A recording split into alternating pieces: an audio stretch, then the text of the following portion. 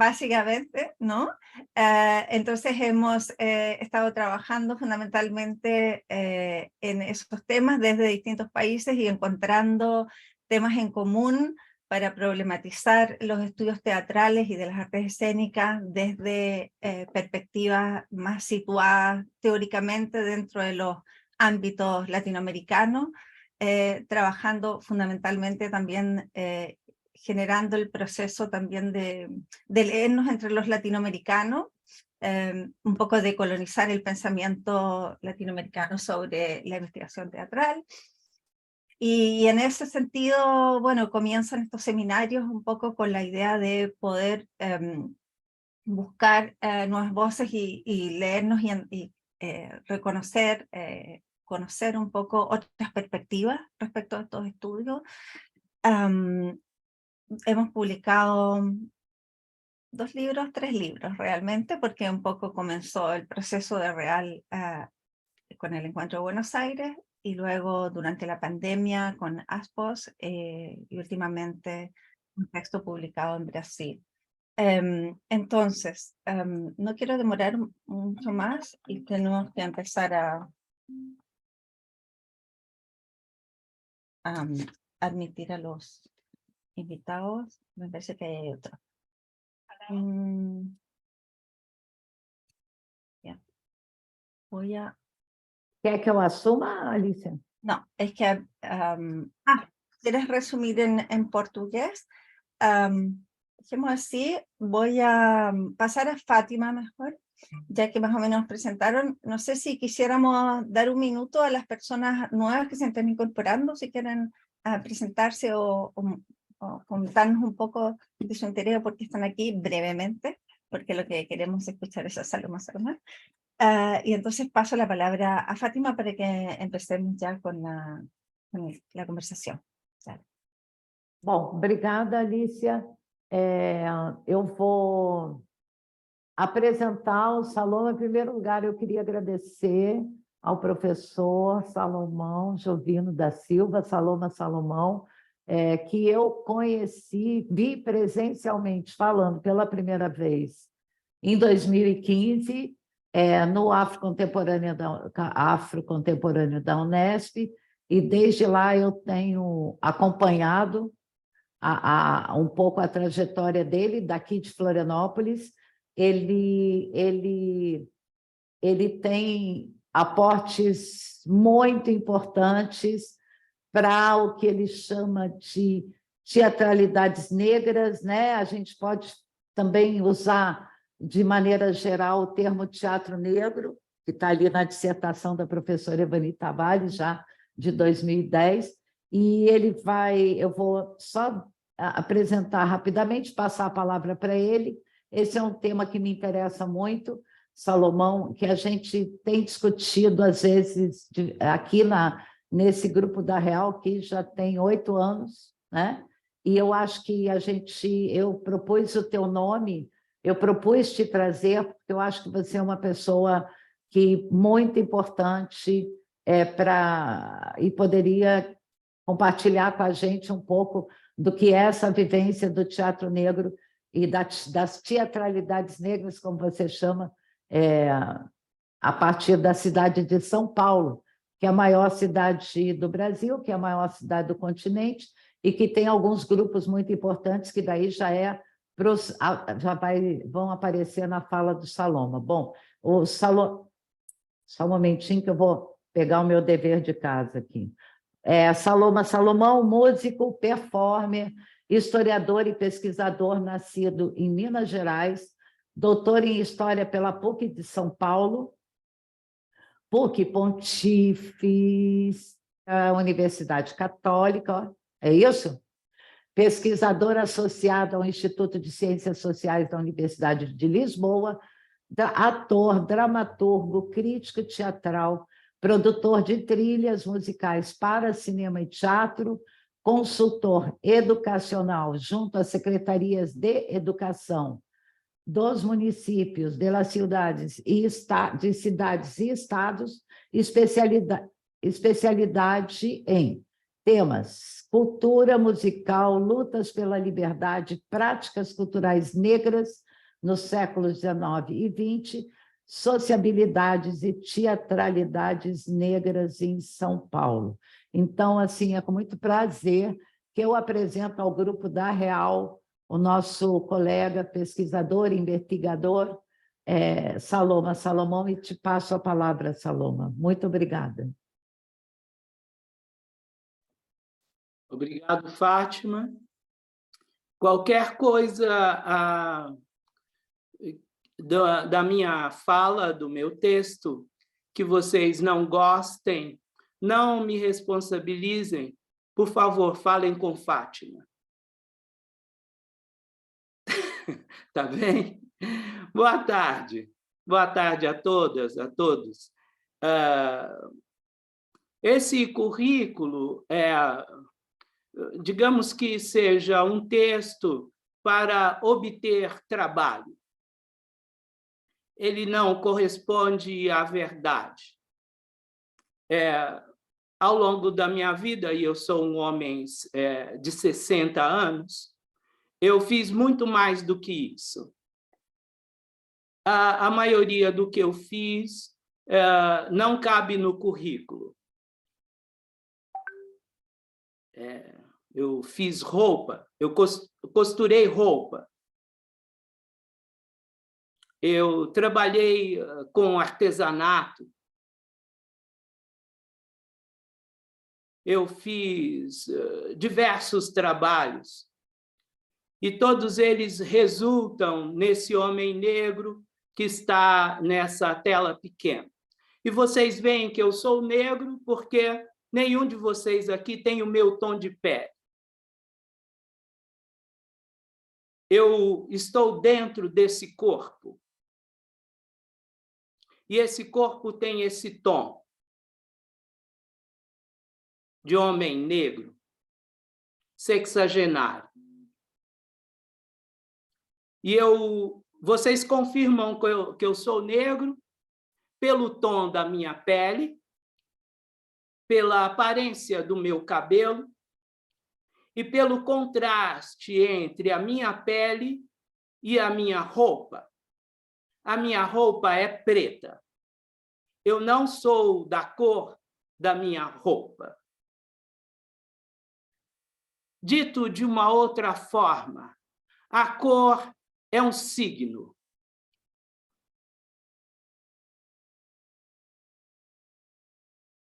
A cor é um signo que os europeus, em expansão, aplicaram sobre os povos que estavam sob o seu domínio.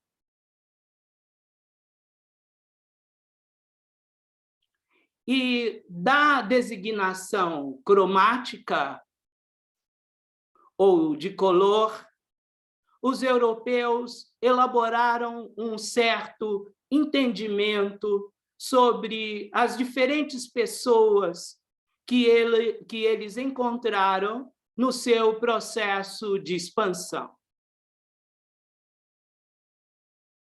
Em certa medida, vocês, todas vocês, todos vocês e eu somos o resultado desse processo.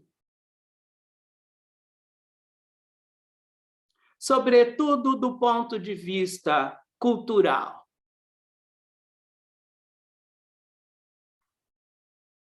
Isso implica no uso da língua.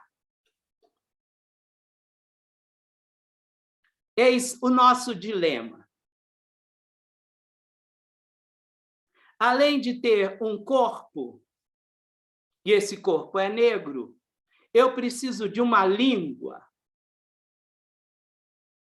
para conseguir me comunicar com os outros humanos que habitam esse lugar chamado Terra, ao mesmo tempo que eu.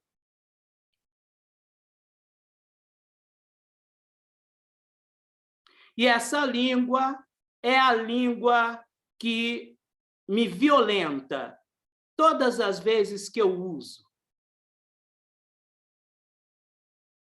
Porque essa língua não é capaz de externar tudo o que eu penso.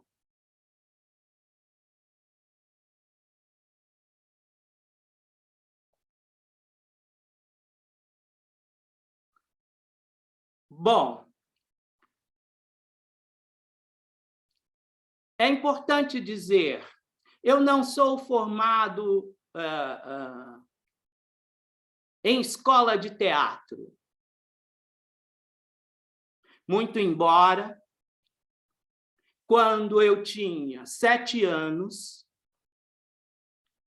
os meus irmãos mais velhos adquiriram o texto de Jean-Francesco Guarnieri e Augusto Boal, denominado Arena contra Zumbi.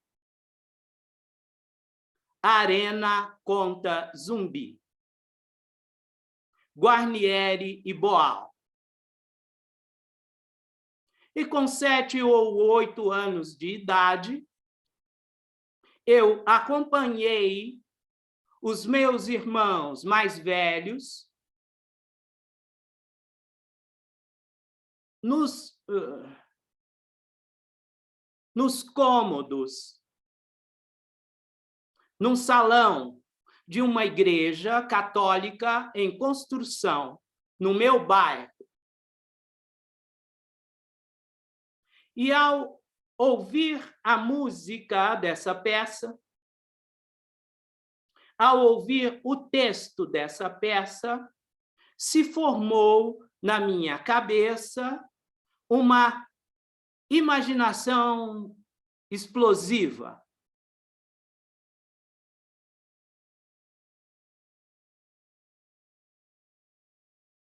Essa imaginação explosiva está no fundamento da minha visão de mundo.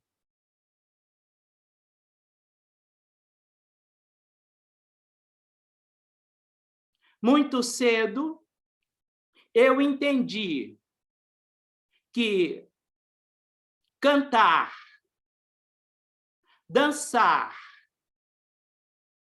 usar um texto grafado manualmente num papel poderia ser utilizado como uma maneira de estar no mundo. Um estilo de vida, talvez eu não pensasse sobre isso, mas eu, como criança, percebi ali o efeito do corpo negro em movimento. Os atores eram negros. As atrizes eram negras. Naquele teatro feito no interior de Minas Gerais por um grupo de estudantes negros, filhos de lavradores.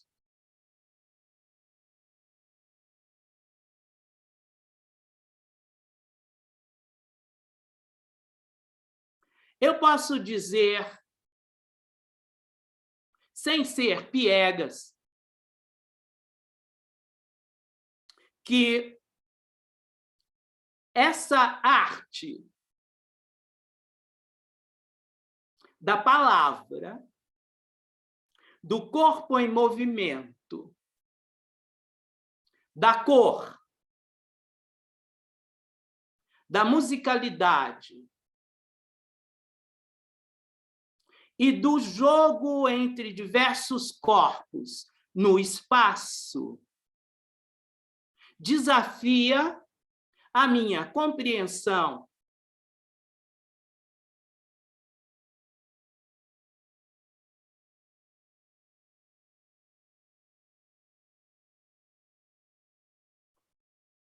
desde a infância, pelo menos.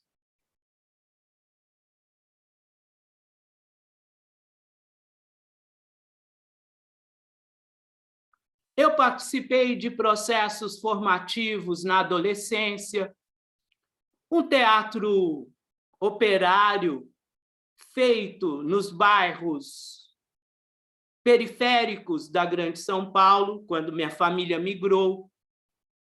Eu participei de teatros juvenis em uma escola pública.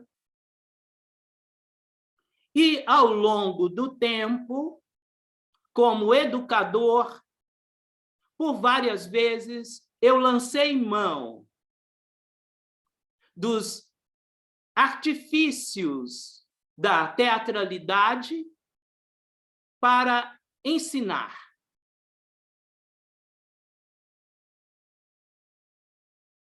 Eu não tinha lido ainda o texto do Raymond Williams. Eu nem sequer, em vida adulta, talvez tivesse ainda acessado o Sabbath Magaldi, que é um dramaturgo e um crítico de teatro muito importante no Brasil. Em que ponto eu estou hoje? Com os meus 60 anos, com uma experiência de vida voltada para a produção cultural. Em que ponto eu estou? Eu tenho acompanhado, nos últimos 20 anos, o surgimento de uma série de grupos teatrais na cidade de São Paulo, e agora talvez um pouco mais longe, numa geografia mais abrangente, que inclui a Bahia, inclui Minas Gerais, inclui Paraná, e a Fátima está me abrindo as portas para que eu visualize uma geografia do estado, da província de Santa Catarina.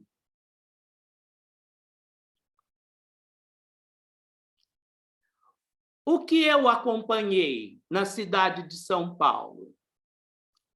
Vários grupos de jovens negros que hoje estão entre 30 e 40 anos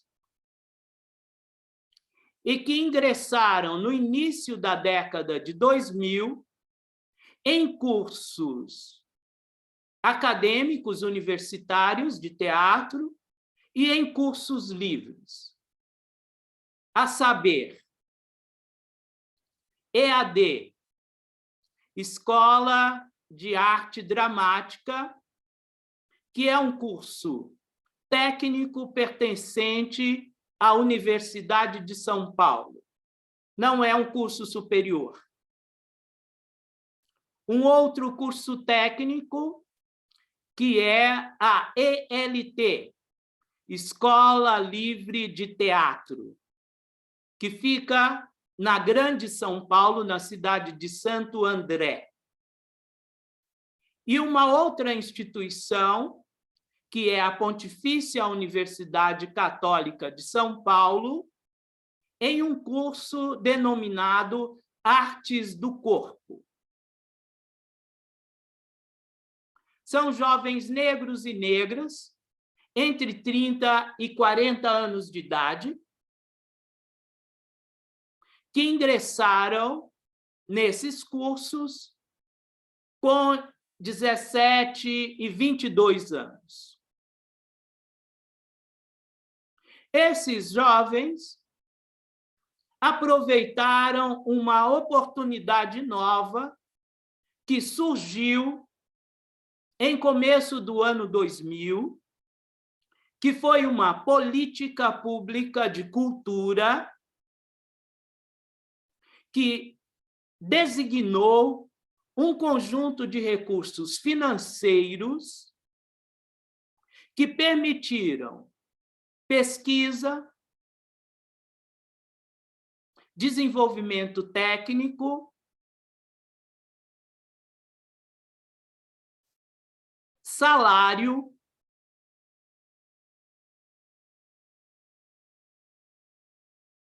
viagens no Brasil e para fora do Brasil. Esses jovens constituíram 3 companhias de teatro. Os Crespos, CIA Capulana de Artes Negras e Coletivo Negro. 3 companhias. E se dedicaram a estudar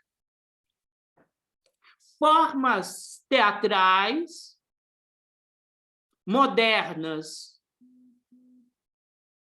historicamente situadas no século XX, no transcurso do século XX, e tomaram como marco o surgimento de uma companhia de teatro no Rio de Janeiro, que se autodenominou Companhia Negra de Revistas. Companhia Negra de Revistas. Essa companhia de teatro surgiu em 1926.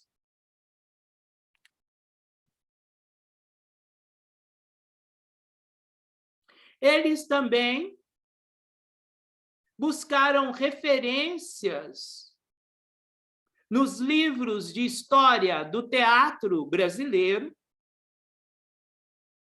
história do teatro latino-americano, história do teatro universal,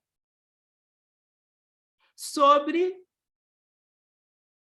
teatro negro, e não encontraram.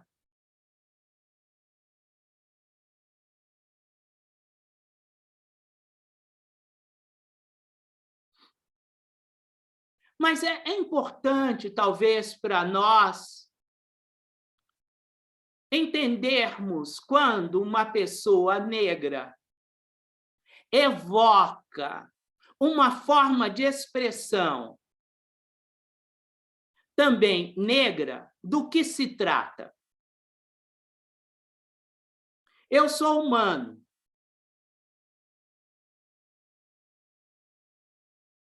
Vocês, olhando para mim, podem reconhecer ou não que eu sou humano. Mas eu digo que eu sou humano.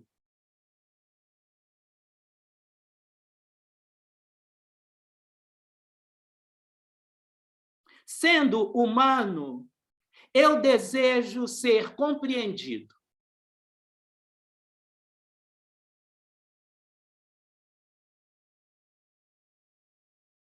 É um desejo tolo,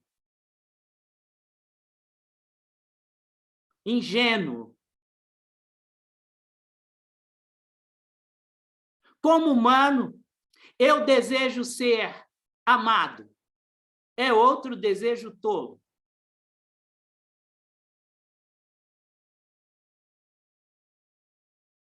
Eu desejo ser visto.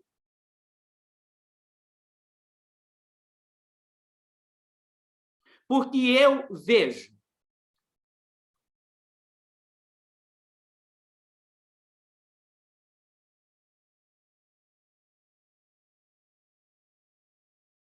Isso está codificado na minha cultura. Tanto na cultura do Estado Nacional, onde eu nasci, esse Estado Nacional é o Brasil, onde raramente eu sou visto como pertencente ou como cidadão pleno. Raramente, nessa sociedade colonial, não colonial porque o colonizador ainda está aqui, porque o colonizador se foi em 1822. Mas a mentalidade colonial é permanente.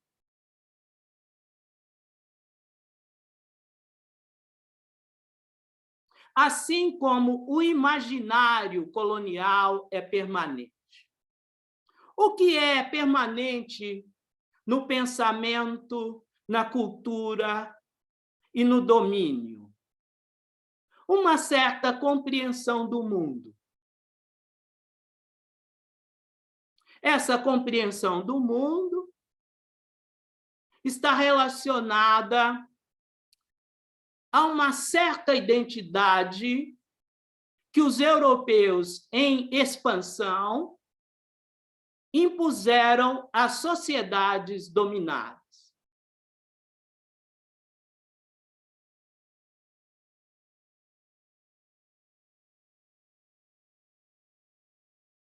Uma dessas ideias em expansão é de que o simbolismo cromático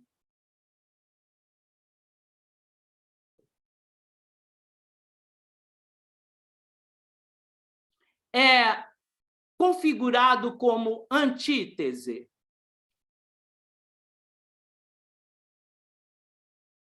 Tudo o que é branco é belo, é positivo, é legal, é moralmente aceito. E, em contrapartida, tudo que é preto é funesto, é estranho, é obscuro, é negativo.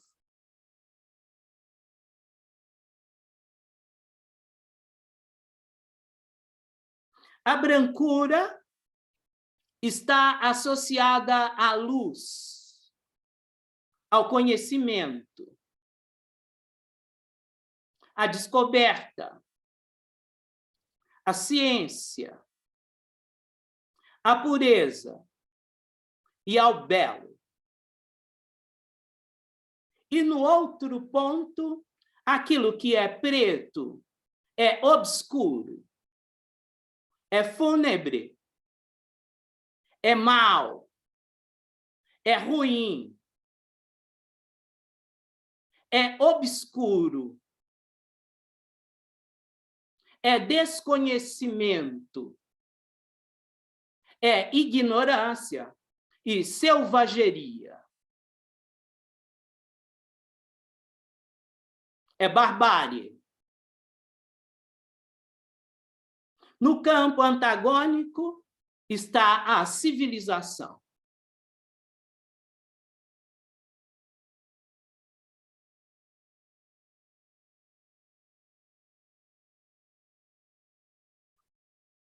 Esses marcos do pensamento, do imaginário, da projeção humana, marcam ou definem o nosso estado emocional, psíquico, mental, cultural, social e político. De modos que nós podemos, ao longo da nossa trajetória, encontrarmos pessoas negras apenas em situações de desigualdade e encontrar pessoas brancas em posições de prestígio, de poder, de mando, e nunca nos questionarmos sobre a ordem que geram e que regem esses antagonismos.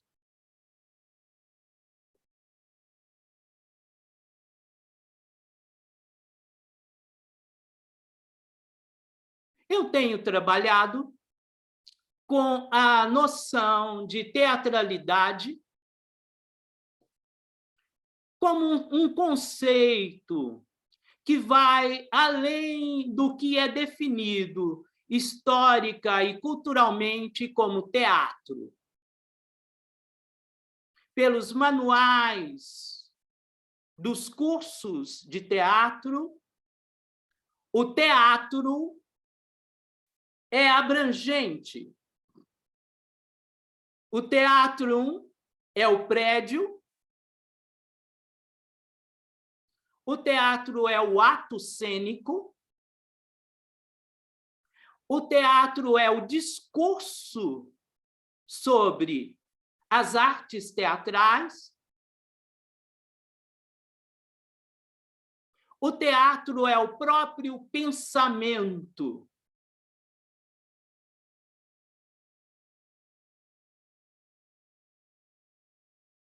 E ele sempre se remete a uma matriz grega e latina, entendida como sendo a fonte das civilizações europeias que empreenderam o domínio colonial.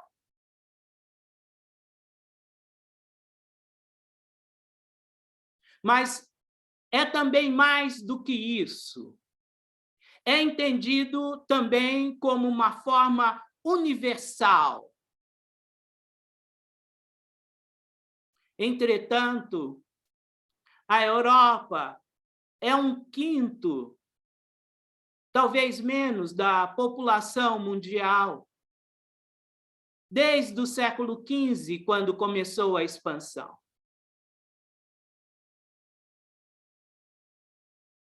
Esse termo universal, obtido do cristianismo ocidental, ele tem sido imposto de uma forma simbólica extremamente violenta aos povos, às culturas, às civilizações não ocidentais e aos grupos sociais economicamente minoritários no interior das nações latino-americanas.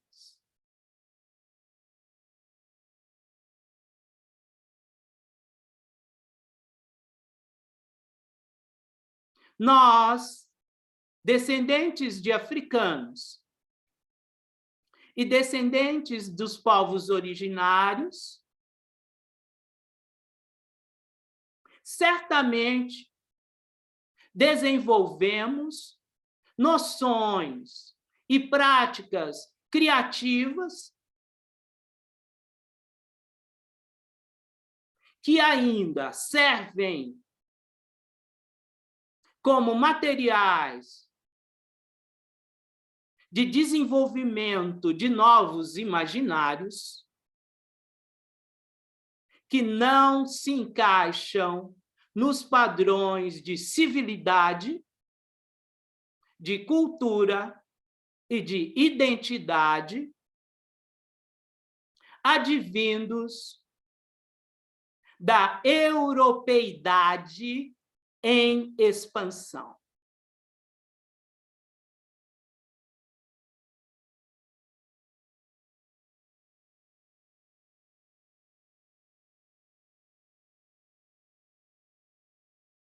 Qual a relação desse pensamento com o teatro?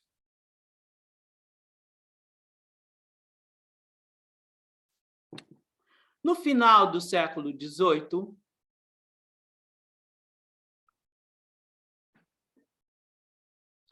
em Londres, foi montada uma peça teatral escrita por uma mulher de origem judaico-inglesa, chamada Aphra Behn. Aphra Behn. Essa peça foi escrita 2 séculos antes.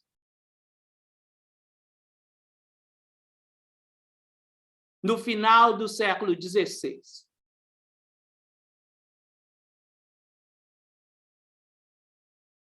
E narra a história de um príncipe africano que foi capturado na região do Gana, país Gana, do povo Ashanti, na África do Oeste, e levado provavelmente para o norte da América do Sul, algo que hoje seria o Suriname.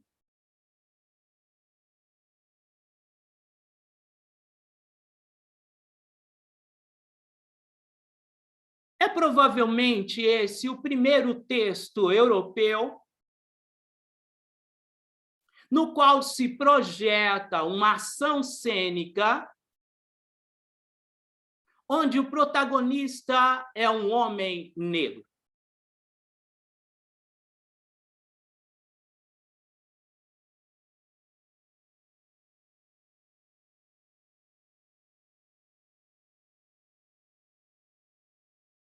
Patricia Shore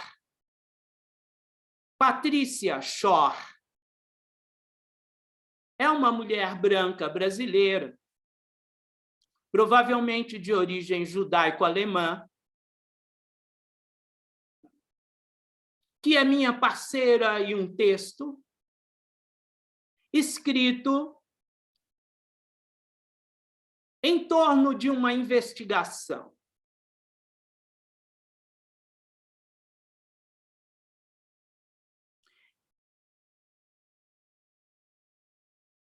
O blackface, a prática do blackface,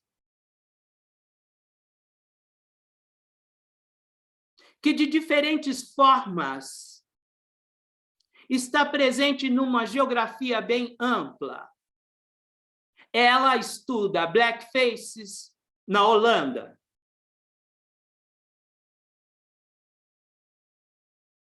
Via de regra, a prática do blackface está relacionada a uma projeção cômica em corpos de atores brancos que se pintam com a cor negra.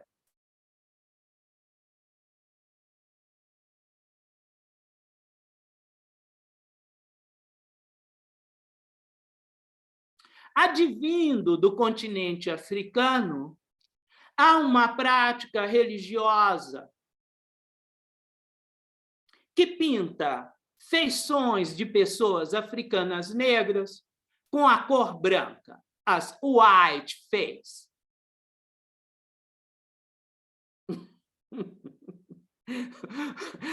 A Lola riu. Eu gosto do riso da Lola. Nas tradições centro-africanas, a morte tem a cor branca.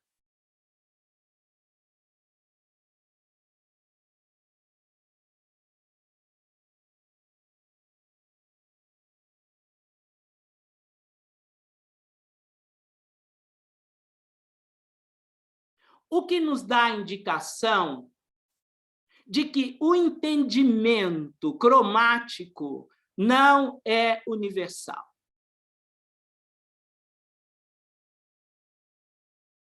A significação das cores não é universal.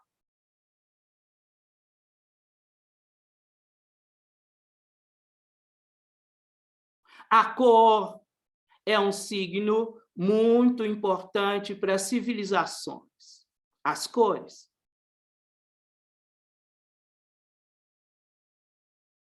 O mundo é colorido, mas ele não é decodificado automaticamente.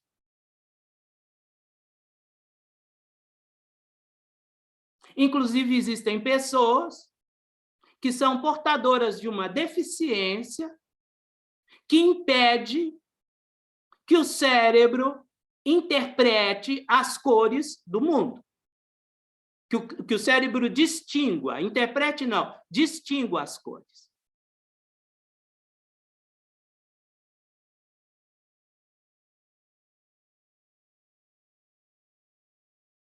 O que Patrícia Shore e eu estamos entendendo é que o fenômeno dos blackface difundidos pelo mundo está diretamente ligado à experiência do contato e da interpretação cromática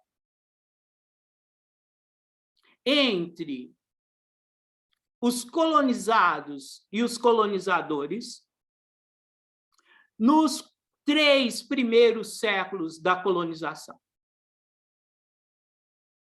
E foi incorporado às práticas cênicas, aos jogos cênicos, às brincadeiras cênicas populares, como uma maneira de interpretar cômica e depreciativamente os colonizados.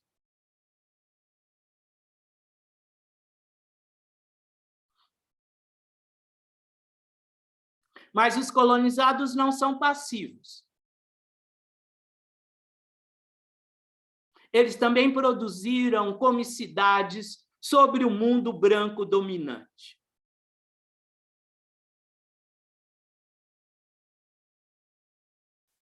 Nós temos poucos registros e estudos nesse sentido.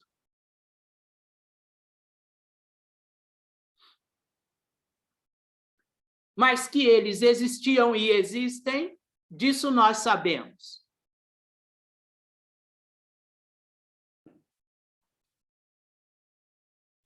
Esses grupos jovens de pesquisadores em São Paulo, pesquisadores artistas, têm mergulhado em materiais iconográficos, textuais,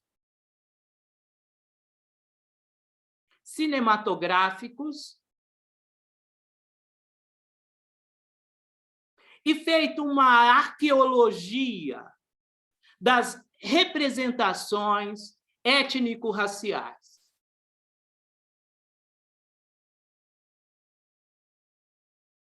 Eles têm tido alguns desafios. Um dos desafios é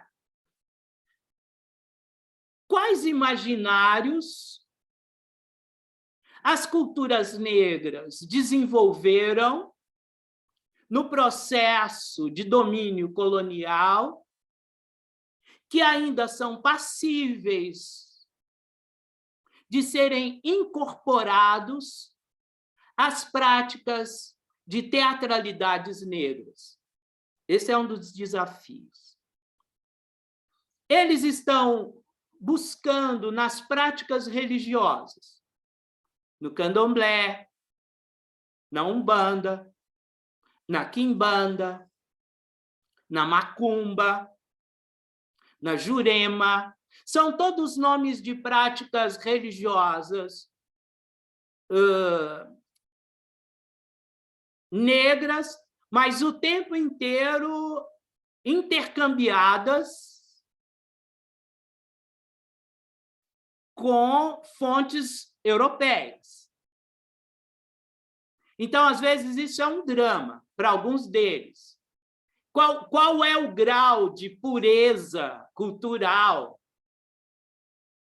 dessas práticas religiosas? Então, às vezes, essa é uma orientação da juventude. A juventude quer encontrar a fonte primeira daquela forma cultural, e ela não existe. Em primeiro lugar, porque os africanos eram já povos mestiços. E a mestiçagem é o fundamento da própria humanidade. Então, os Fon eram resultado de Ewe com Yoruba. E os Baluba eram encontros de Kikongos com povos vindos do norte. Não existe estado de pureza. A pureza, aliás, é uma invenção europeia do período colonial e que vai desaguar nas teorias racialistas que foram incorporadas no repertório das elites brancas em toda a América, desde a Argentina até a Colômbia, ou desde a Argentina até o Canadá. Todas as elites brancas que herdaram a máquina colonial, entre 1880 até 1940, eram adeptas das teorias racialistas. A ciência raciológica e depois a eugenia se tornou o fundamento do pensamento das elites coloniais, herdeiras da máquina colonial em todo o continente americano. E esse pensamento está expresso nas práticas políticas, na manutenção das hierarquias raciais, e isso explica o fato de quase todos vocês aqui terem aparência branca, porque vocês pertencem certamente às elites intelectuais dos seus respectivos países. Não fossem, não poderiam estar nessa posição. E explica também o fato de não haver aqui, do ponto de vista aparente, nenhuma pessoa com meu traço étnico. Mas isso não é uma provocação, é apenas uma compreensão de superfície. Não quero ofender a nenhuma das pessoas que estão aqui. Garanto isso.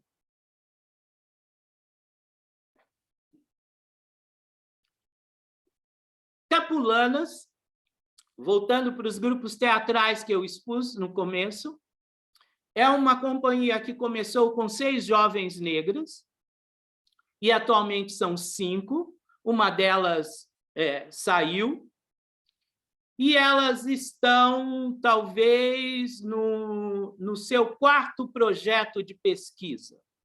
Nesse ínterim, elas viajaram para o continente africano, para Maputo, viajaram para Cuba, viajaram para diversas localidades, obtiveram materiais os mais diversos, produziram um site, produziram documentários, produziram 4 ou 5 peças de teatro. Uma delas está fazendo carreira acadêmica como pesquisadora de antropologia do teatro, aproveitando uma brecha aberta na sociedade brasileira com as políticas afirmativas nos últimos 20 anos.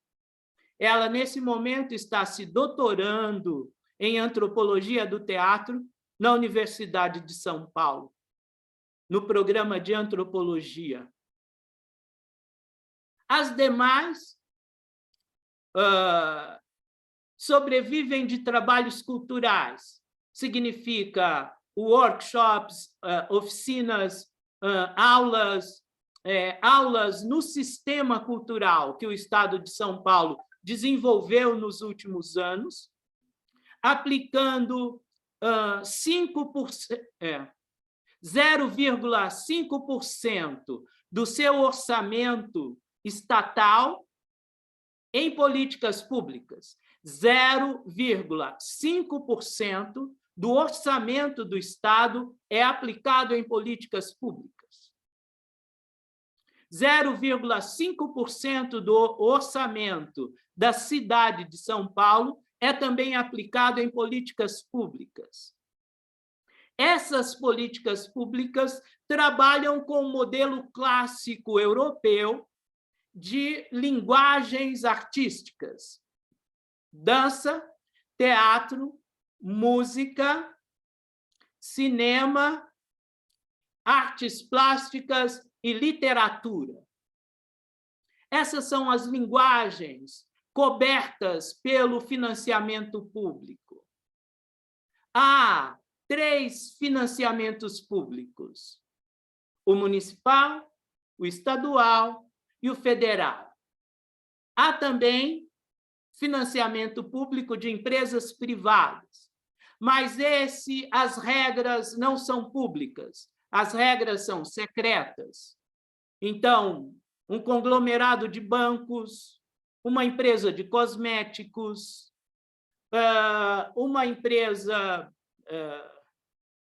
de petróleo, tem sistemas de financiamento público para a cultura, mas os seus editais, via de regra, não são transparentes o bastante, não são republicanos, não são democráticos. Os estudos mostram que os recursos das empresas privadas que financiam a cultura ficam restritos a empresas culturais em São Paulo, situados na Zona Oeste, e no Rio de Janeiro, situados na Zona Sul. São empresas de cinema, empresas de teatro, empresas de dança, coordenadas por artistas de renome no mercado cultural, que majoritariamente acessam esses recursos. Então, há uma luta ainda subterrânea dos produtores culturais das classes baixas para acessar esses recursos. A CIA de teatro, os crespos, nosso cabelo são chamados de crespos, são cabelos lanosos. E foi Heródoto, sabe, Heródoto, o historiador grego, que disse isso sobre o cabelo dos egípcios e que cobre o meu também. São cabelos lanosos, são muito macios. E agora eles estão me abandonando, não porque são maus cabelos ou ruins, estão me abandonando porque eu estou idoso. Então, eles estão indo embora.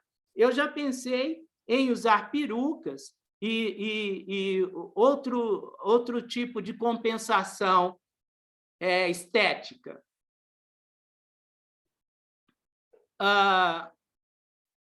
Os Crespos é uma companhia saída majoritariamente da EAD, e hoje só tem 2 componentes.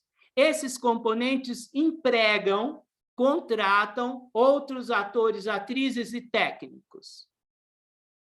Então, tem um conflito no surgimento desse grupo que causou a dissidência. Isso geralmente não é discutido, não é falado, mas talvez tenha a ver com compreensões de natureza estético-filosóficas ou identitárias. Ou é algo próprio mesmo da relação humana. Não sei direito. A minha investigação ainda não é capaz de elucidar o que aconteceu no nascedouro desse grupo que causou a dissidência. Aliás, as dissidências, no meu entendimento, têm sido um dado positivo, porque quando um grupo sai, perde elementos, esse elemento migra para outra iniciativa, e ali surge um outro grupo. Então, isso não é necessariamente algo ruim. O terceiro grupo, chamado Coletivo Negro, se formou originalmente na Escola Livre de Teatro da cidade de Santo André. Cicapulanas é um grupo apenas de mulheres, mulheres jovens negras, o coletivo negro a homens e mulheres e de orientações sexuais diversas, sendo que capulanas é um grupo de mulheres héteros, ou pelo menos era até certo tempo. Agora tem mulheres lésbicas lá também. E a sexualidade é um dado importantíssimo dessa construção. A questão da diversidade intrarracial e a questão da diversidade sexual é um dos elementos fundamentais dessas práticas.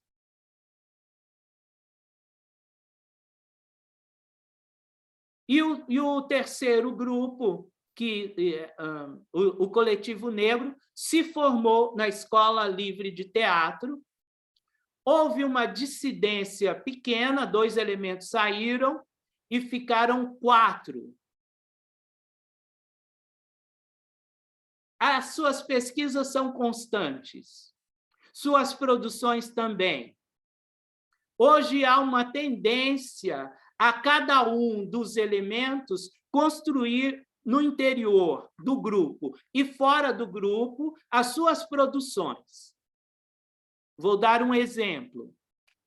O Jefferson Oliveira, que é um jovem negro formado na ELT, recentemente construiu um espetáculo que não era um espetáculo da companhia.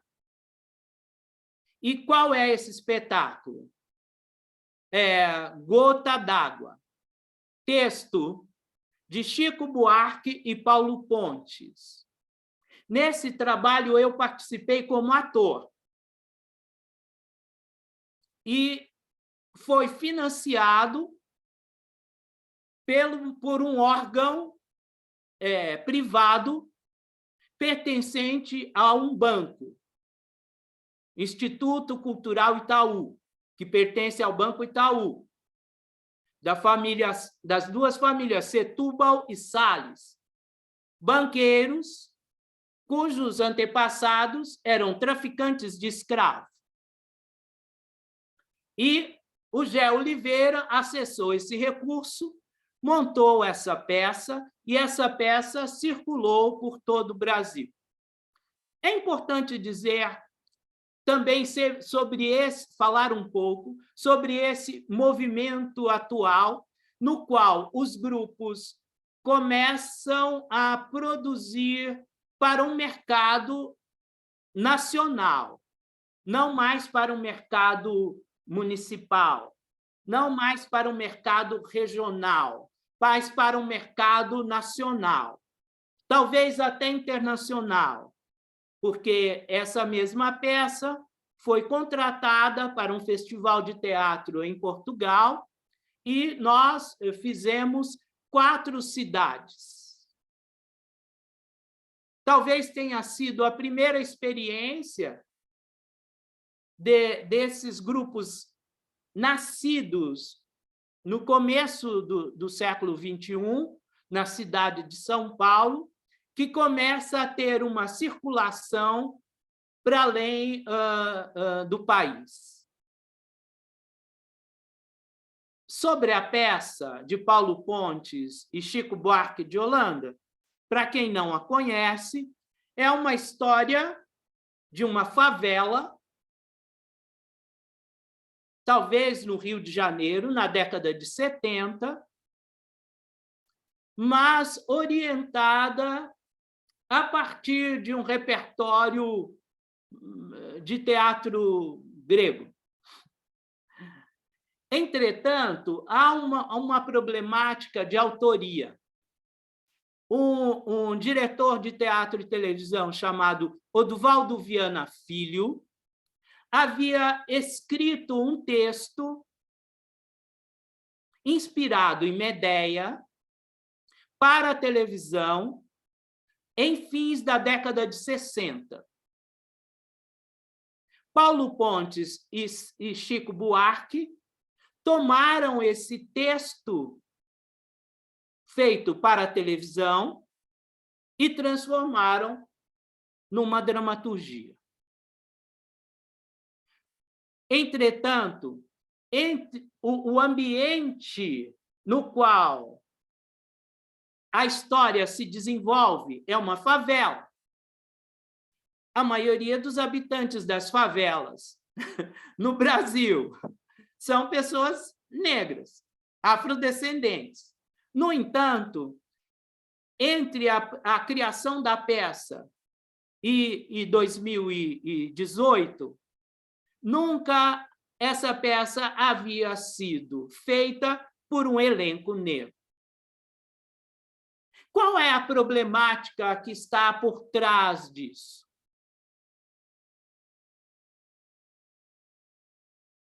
Na minha compreensão, o corpo branco do artista branco, do ator e da atriz branca, é um corpo universal.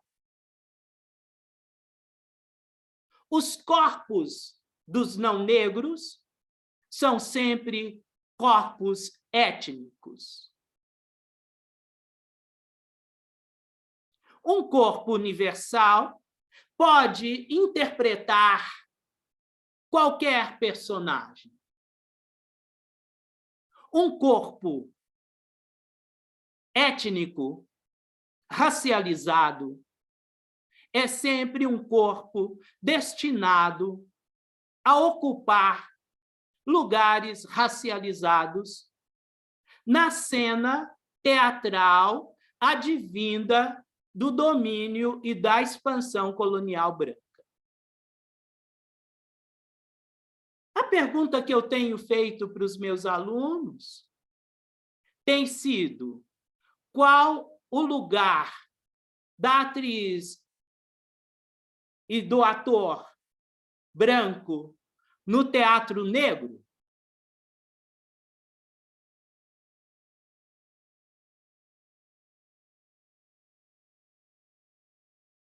O corpo do ator e da atriz negra no teatro branco, nós sabemos qual é.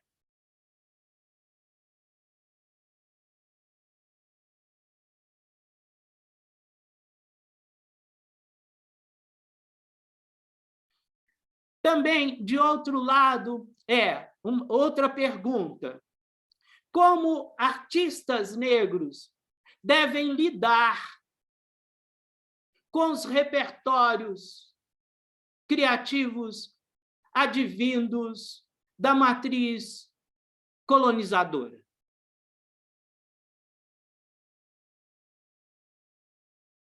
Como nós devemos ler Raymond Williams?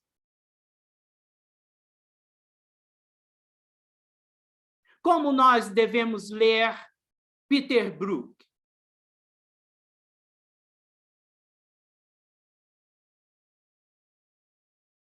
Como nós devemos ler Wole Soyinka?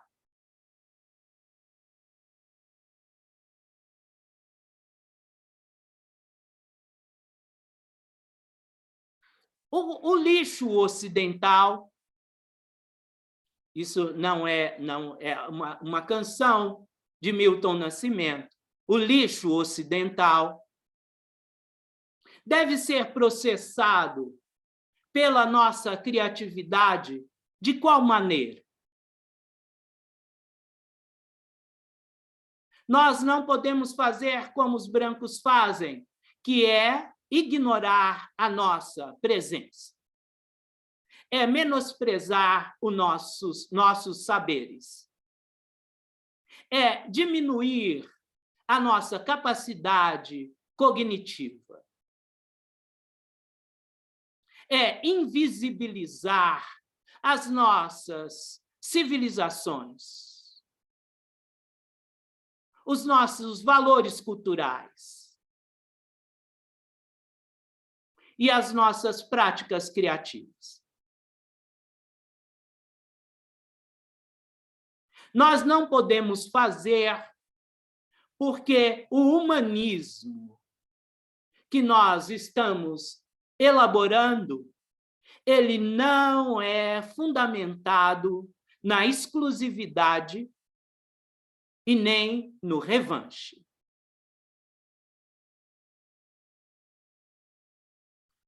Muito grato. Uma boa tarde.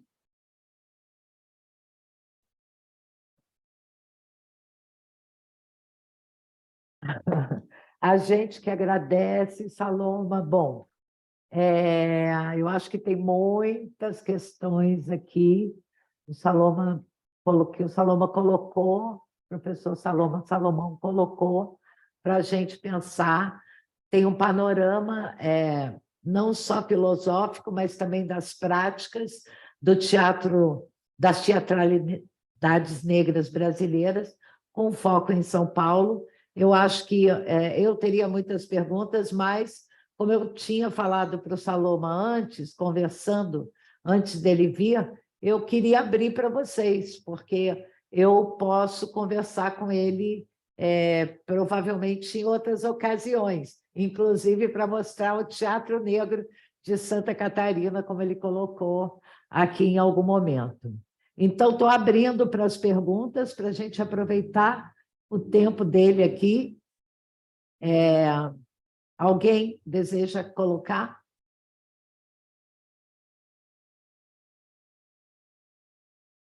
Estão pensando ainda, Saloma, bastante no que você falou. Eu queria, se ninguém vai... eu não estou vendo nada, eu não sei, porque é o Arturo que está cuidando, né, Arturo? É isso? En el chat no hay preguntas por el momento.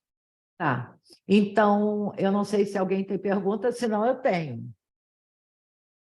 Creo que comienzas tú, Fátima, así movilizamos. Mas, como eu disse, eu posso conversar com Saloma depois. A Rocio tem uma Rocío tiene una pergunta. pregunta. Sim,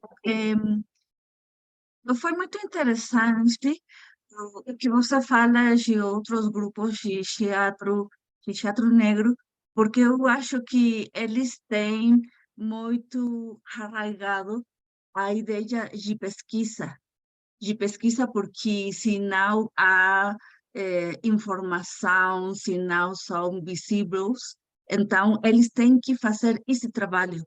Então, não são somente atores que trabalham com um diretor de teatro, sino que têm a necessidade de fazer o próprio caminho, sua pesquisa. É assim, e também eu acho que é muito interessante que, de algum modo, também eles têm a possibilidade de apresentar as outras realidades, outros imaginários, não sei. E a vulnerabilidade, que é muito interessante, como uma ferramenta também para contra todo o discurso branco.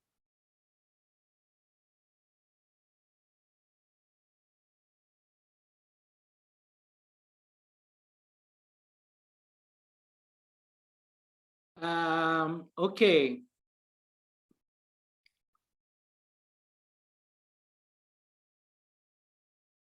Talvez haja, no interior dos grupos, uma certa orientação pedagógica, mas também um desafio, que é situar a sua prática no interior de um processo cultural descontínuo. O que seria um processo cultural descontínuo? Pesquisadores como Mariana Maior, Luciano de Jesus e pesquisadores voltados para a história do teatro, têm mostrado que no século XVIII a presença de pessoas livres e escravizadas no fazer teatral das elites era uma presença inescapável, quer dizer, havia atores, músicos, artistas visuais que estavam presentes no século XVIII, em Minas Gerais, na cena teatral das elites. Mas nós não temos essa informação. Nós temos a informação, de acordo com os livros de história do Teatro Nacional, que havia uma teatralidade, mas nós não sabemos quais eram os corpos imaginários que suportavam essa teatralidade, que podia ter orientação europeia na superfície. Mas como era construída por pessoas negras, será que é possível que elementos das culturas negras não estivessem presentes nessas cenas teatrais? O que os estudos de artes visuais sobre o Barroco mineiro mostraram é que, quando você mergulha no estudo sobre o Barroco brasileiro, o que você vai encontrar é vários elementos de africanidades, mas que nós não temos repertórios para compreendê-los. Foi isso que Emanuel Araújo mostrou. Um pesquisador de artes plásticas. Então, na medida em que nós desenvolvemos entendimentos e ferramentas interpretativas extra-eurocêntricas, nós talvez consigamos enxergar, num passado remoto, as teatralidades indígenas, por exemplo, anteriores à colonização, e mesmo aquelas teatralidades que não foram codificadas pelos professores jesuítas. Talvez você não saiba, Rocio, mas na história do teatro brasileiro há um elogio da colonização, que é determinar que o teatro brasileiro só surge quando os jovens padres, capuchinos, beneditinos e jesuítas ensinam os índios, através da catequese, a fazer teatro. Isso é um absurdo. Isso é um absurdo.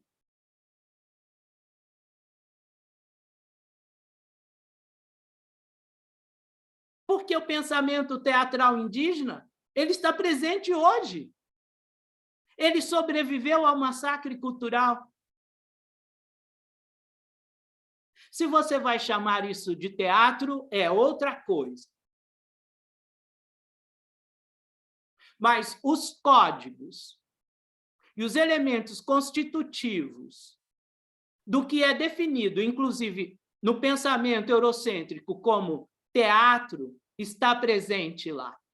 O texto é oral, a musicalidade está presente lá, o movimento está presente lá, a construção de um espaço simbólico onde a cena se desenvolve está presente lá, e a narrativa tem um arco que eu posso chamar de dramatúrgico, embora oral. Você entende? O mesmo acontece no México. Mismo. O princípio do teatro é com a chegada dos espanhóis, mas as representações indígenas não estavam consideradas. É um problema muito grande. Sim. E não estar considerada no passado, isso eu até compreendo. O problema é não estar considerado no presente. Nós estamos na cena, nós estamos produzindo, nós estamos veiculando, mas a mentalidade eurocêntrica cotidianamente nos apaga, nos destitui de voz, menospreza a nossa presença, julga com critérios manipuláveis.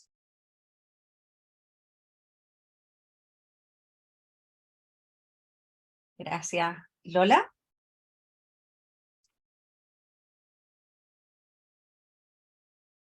Me parece que Estefan estaba antes, Alicia. No, Lola. Sí, dijo que te diera la palabra a ti. Venga, no. Ya lo Ok, negociamos. ok. Bueno, muchas gracias por la charla. Yo tengo una curiosidad.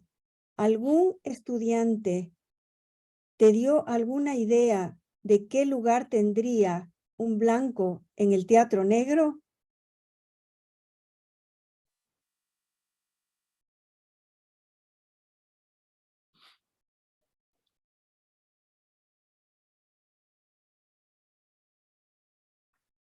As minhas experiências têm sido práticas.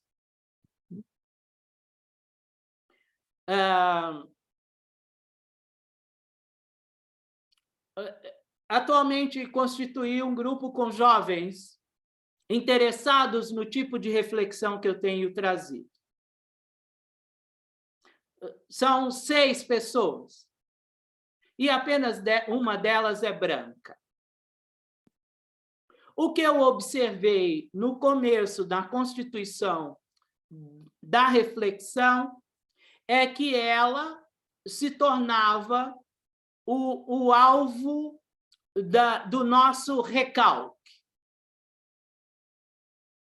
da nossa raiva, da nossa frustração. Ela era um catalisador dos nossos medos. Então, ao perceber isso, eu disse, olha, quando fazemos isso com essa atriz que encarna todos os brancos do planeta, ao invés de esvaziar a presença dela como um padrão, nós reforçamos. Aí eles ficaram muito chocados com essa percepção.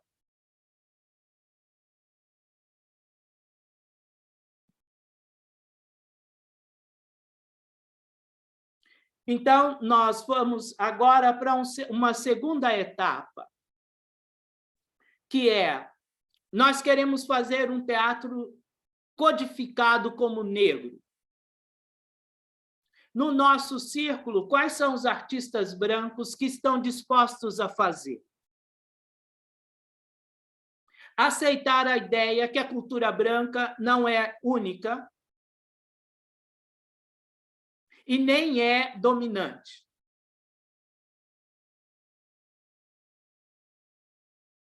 Então, vamos para a segunda etapa.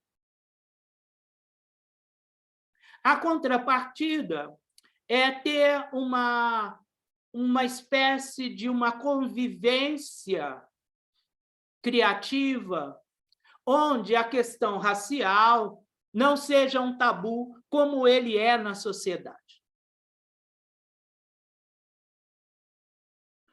Qual seja, é desenvolver, a partir da linguagem, uma sociabilidade de uma sociedade que deveria ser pluricultural, mas é tratada como monocultura, como uma cultura dominante branca.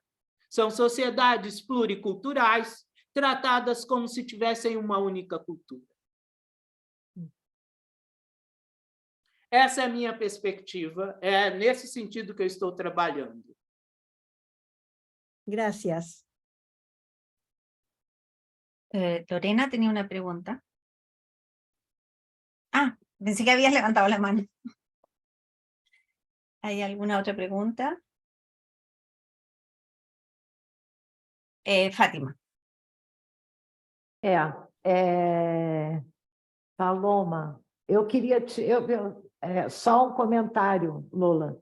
Eu já tive nesta situação de branca dentro de um grupo de teatro negro. Rapidamente, a performance inicial era receber o público e reproduzir um episódio de racismo, onde o grupo estava na rua, em las calles, e era o Sesc Centenário do Cruz e Souza, que nasceu em Florianópolis. Ele ia para a rua e oferecia um poema do Cruz e Souza e um abraço negro. E uma pessoa branca, uma mulher branca, xingou uma das atrizes do tipo, eu não quero o teu abraço, o que está me tocando? E isso foi reproduzido dentro da peça. E era a primeira cena. Quem fez a mulher branca? Eu. Bom, eu vou te dizer, depois eu entrava como público e fazia a cena num teatro... como é que se chama do Boal? Um teatro... esqueci Arena. o termo. De arena. Arena. Não. Aquele teatro escondido, tem um nome. Bom. Invisível. Invisível. Era teatro invisível. Eu fazia a cena. E depois era 1 hora, um pouquinho mais, um pouquinho menos, de pessoas me olhando com um ódio imenso, eu sentada na plateia. E eu consegui perceber o que é o ódio racista, é o mínimo que eu vou dizer aqui, tá? Porque, assim, me olhavam querendo que eu morresse. Eu segurei, mas foi muito difícil, tá? Tu imagina isso a vida inteira, ou quase a vida inteira. Então, para mim, foi uma experiência muito, muito louca, tá? Mas eu queria perguntar para o Saloma, porque ele falou no Peter Brook no final, e eu li os textos, e tu também termina o das Capulanas com o Peter Brook. Bom, eu tenho uma referência, eu leio, eu não sei se tu conhece, um indiano chamado Rustom Barusha, que é um crítico ao Peter Brook, crítico, mas crítico, a partir do que ele chama de usurpação cultural do Mahabharata que o Peter Brook faz. E não é só cultural. Econômica também, porque o Mahabharata foi bancado, foi pago, em parte, pelo governo indiano. Quando foi levado para a Índia, não foi colocado para a população assistir, enfim. É um ensaio longo do Rustom Barusha, que coloca o Peter Brook como colonizador e como usurpador da cultura alheia. Mas eu percebi no teu texto, eu não sei, eu queria que tu me... Porque tu falasse dele aqui de novo. Tu usa o teatro, enfim, o teatro rústico, o teatro, aqueles 4 categorias do Peter Brook, e fecha o texto das Capulanas com ele, trazendo ele. Se tu pudesse desenvolver um pouquinho mais o que o Peter Brook faz ali. Sim.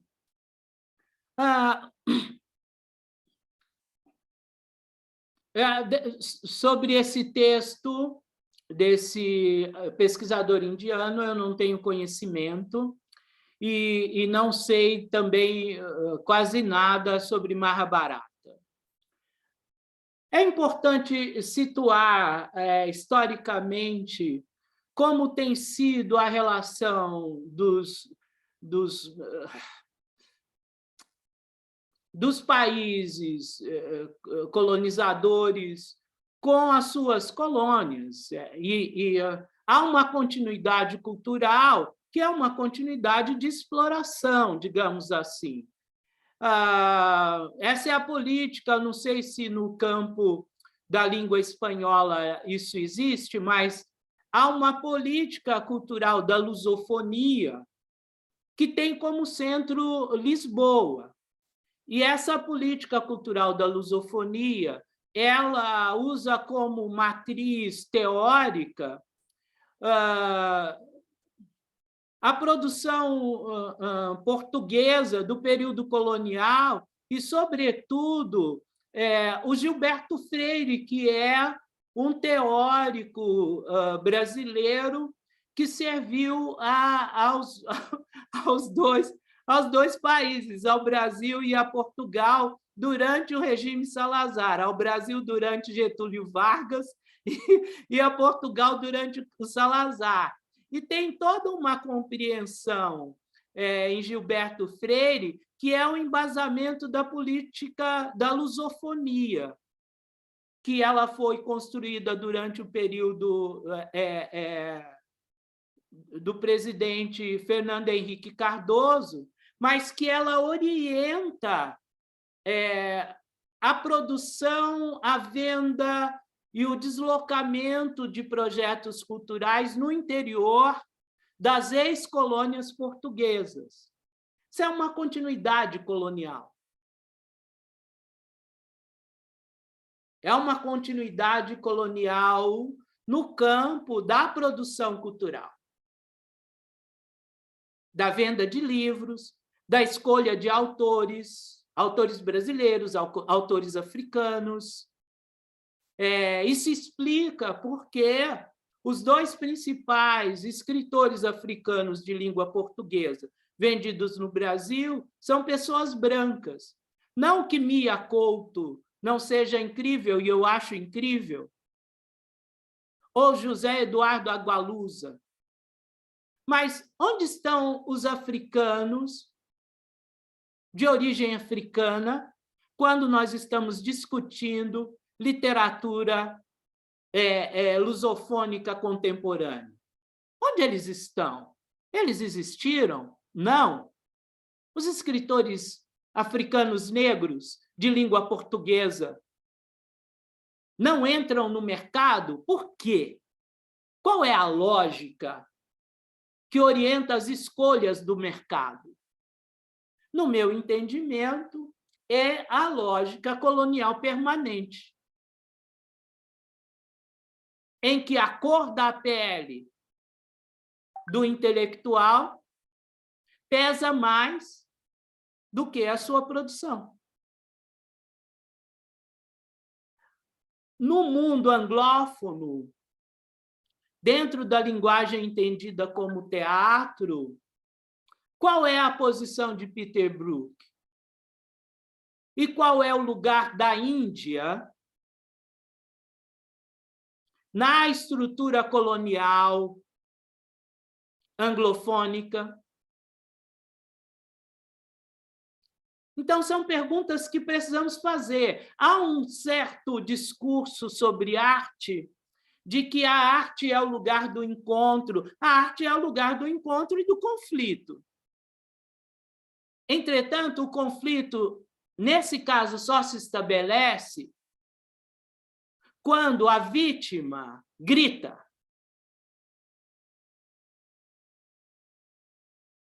O grito da vítima é entendido como o início do conflito.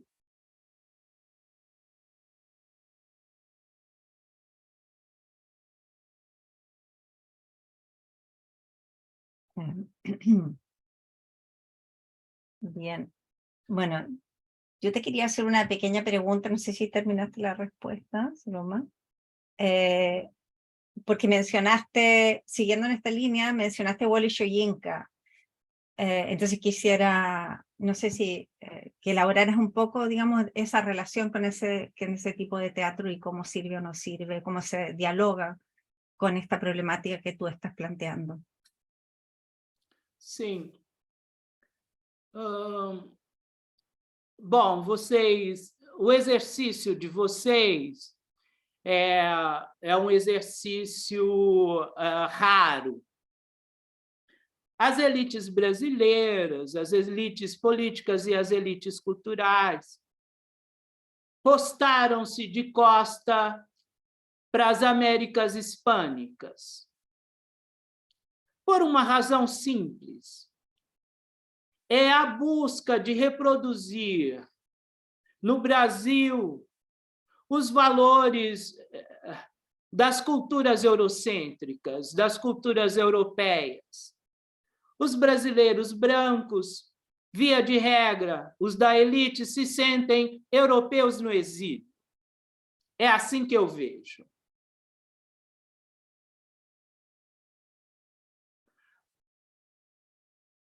Isso tem implicações sobre mim, sobre minha prática, sobre meus valores, sobre meu imaginário.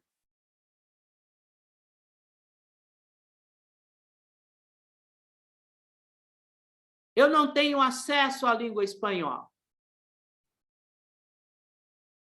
E mesmo sendo uma maldição, é uma maldição ter que usar o português para expressar um pensamento negro, de origem africana, mas eu não tenho como fugir disso. O que eu tento é converter o que eu falo àquilo que eu penso. E o que eu penso é mais largo, mais abrangente do que aquilo que eu falo.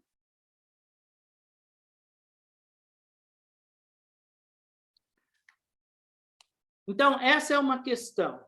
Logo, nós não temos acesso à produção africana teatral contemporânea, a não ser, excepcionalmente, o Soinka estava no Brasil recentemente, trazido pelo SESC, creio, não sei qual instituição o trouxe.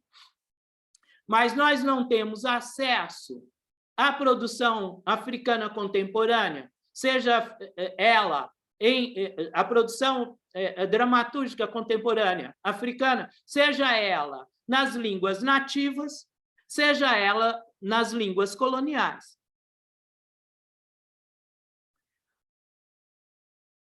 Contudo, o sociólogo francês que deu aula há muitos anos no Brasil, chamado Roger Bastide, em 1974, escreveu um belíssimo texto sobre teatro negro. Ele estava dando uma palestra na USP e começou a falar sobre teatro negro.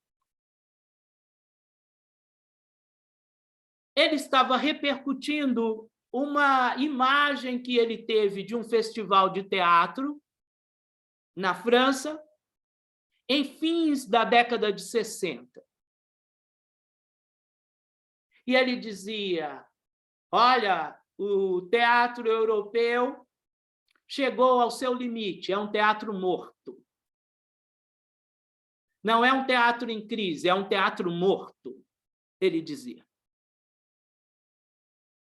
E os europeus, ao convidar nações africanas recém-libertas do domínio colonial, os diretores, os atores, as companhias estão abismadas com aquilo que estão vendo das teatralidades produzidas por essas jovens nações africanas.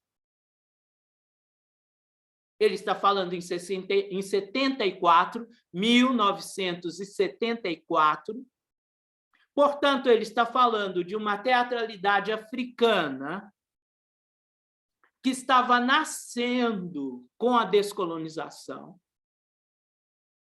E nós temos apenas alguns exemplos, porque no mesmo período, um desses grupos de teatro veio para o Festival Internacional de Teatro em São Paulo, organizado, eu acho que pela Maria de la Costa, não tenho muita certeza, uma das grandes atrizes aí do teatro brasileiro.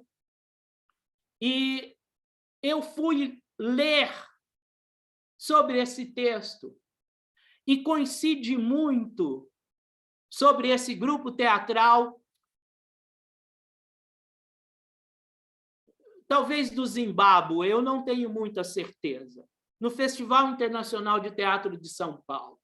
E eu fiquei chocado ao perceber que aquilo que Roger Bastide comenta sobre as teatralidades negras da descolonização é absolutamente coincidente com o que eu vi nessa peça. Qual seja, elementos da ritualística africana, elementos da musicalidade ligados à ritualística, às práticas religiosas, codificadas para um padrão absolutamente moderno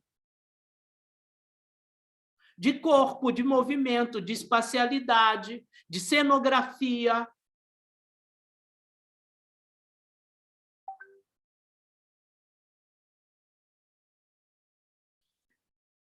Bom, a realidade africana de 74 para cá mudou muito. A geopolítica estadunidense, a geopolítica russa, a geopolítica cubana acoplada à russa, os soldados angolanos, os soldados cubanos em Angola, a presença do apartheid, a morte dos líderes políticos africanos da primeira geração, as guerras civis mudaram muito o contexto africano. E mudaram para pior. Se havia uma perspectiva de formação de repúblicas democráticas, multiétnicas, como diria o Samir Amin, o historiador egípcio marxista Samir Amin, esse contexto não tem hoje. Então, as aproximações com as formas teatrais contemporâneas africanas são muito difíceis, mas elas existem. Às vezes, elas fazem uma via que passa por Paris, ou por Amsterdã, ou por Londres. Às vezes estão inseridas numa política cultural francesa, inglesa.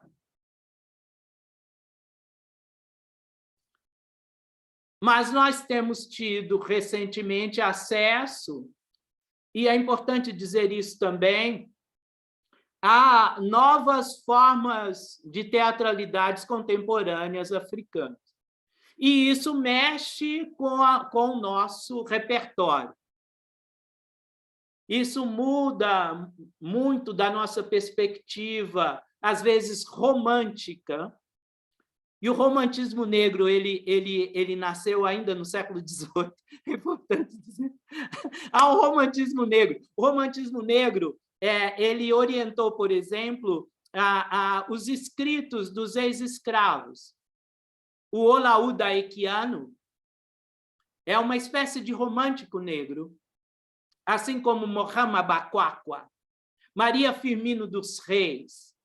São escritores negros do final do século XVIII e início do XIX que estão escrevendo em diálogo com a estética romântica europeia e estadunidense. É importante dizer isso. Então, tem um romantismo contemporâneo negro que é olhar para uma África mítica, não histórica, imutável, que é a mesma da civilização iorubá antes do começo do tráfico, que não vê conflito, que não percebe dinâmicas culturais. Mas isso tem a ver com o próprio processo formativo dos artistas negros, Porque nós não temos um método, nós não temos uma escola, nós não temos uma pedagogia consolidada. Os escritos eurocêntricos, eles estão todos fechados, consignados.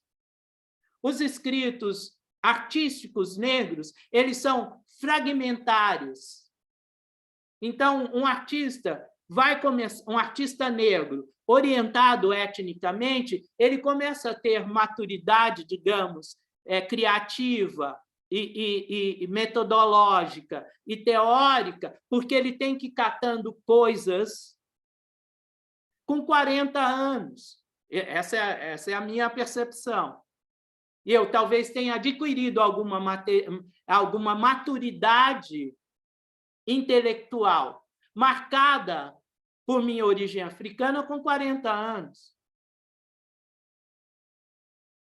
Ao passo que os conteúdos eurocêntricos estão todos didatizados,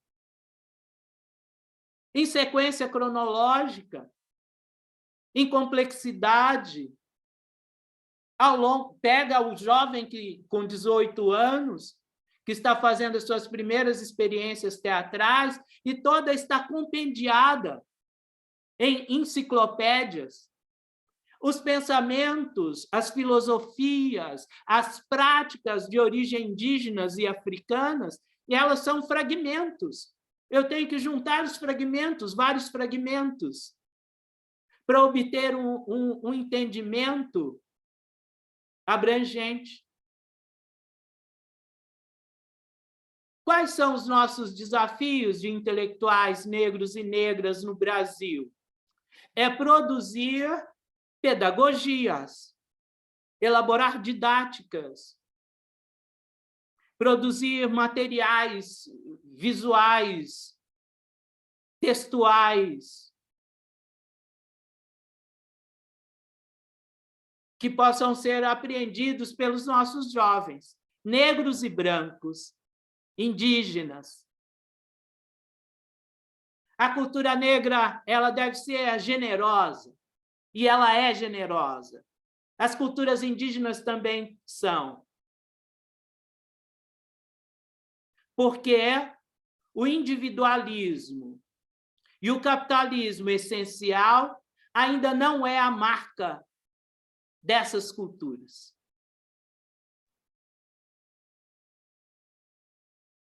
São culturas de alto índice de plasticidade e permeabilidade, diferente daquilo que orienta a visão eurocêntrica de civilização-cultura, que é a permanência e a impermeabilidade. Saloma, estamos súper pasados del tiempo, pero ha sido fascinante escucharte y yo me quedaría aquí 2 horas más, pero bueno, todo el mundo tiene sus compromisos y queríamos cerrar con una última pregunta y le doy la palabra a Gustavo para que sintetice su pregunta y luego pasamos a Fátima para que cierre el evento. ¿Estamos? Ok, muito obrigado. Capaz que diría que mejor Fátima tome la palabra. Quer que eu traduza, Gustavo, o que está no chat? No te entendí. ¿Querés que traduzca lo que está en el chat para él? Porque puedes hacer la pregunta, la última. Tenés 2 acá. ¿Querés que la traduzca? Sí, lo puedo plantear. Creo que se entiende bastante. ¿Se entiende en portugués o la podrías leer tú en portugués? Puedo leerlo en portugués, como quieras. A pergunta dele, que está no chat, eu consigo compreender. Então, pronto. O Saloma entendeu, então eu não preciso colocar. Não creio, Gustavo, que seja uma estratégia. Não vejo como estratégia. não há uma estratégia ou a formulação de uma maneira de se encobrir e distorcer.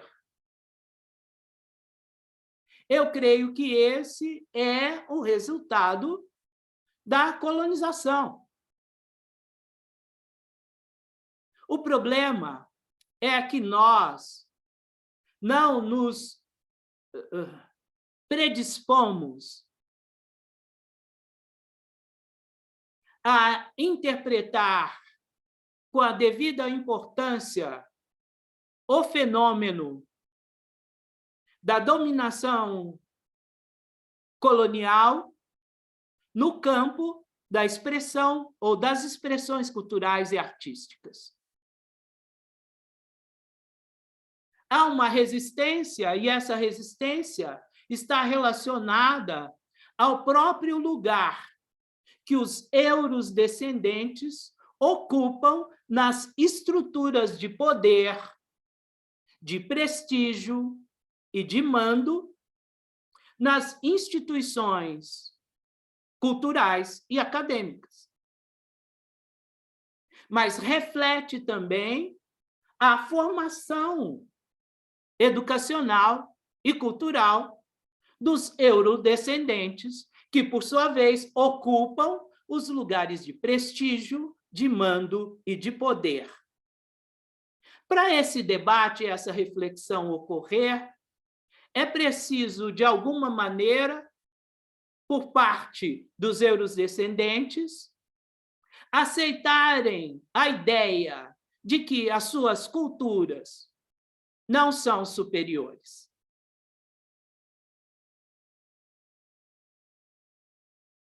Esse é um exercício filosófico de entendimento do mundo.